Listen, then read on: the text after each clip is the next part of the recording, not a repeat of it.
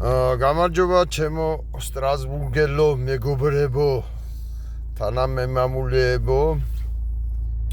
ხვალ ევროპარლამენტთან 11-ის ნახევარზე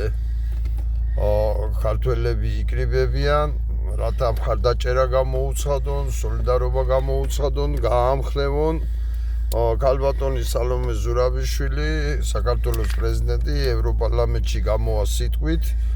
და რა ვიცი აი ამისათვის იკრიბებიან ქართველები და შემდგომ ალბათ შეხვედრაც დაიგეგმება მასთან და მოგიწოდებთ ყველას ვინც ცხოვრობთ სტრასბურგში ვისაც ხელი გვეწიფება და ახლოს არის ყველანი მივიდეთ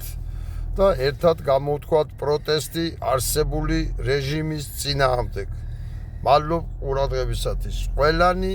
ევროპარლამენტთან 11-ის ნახევარზე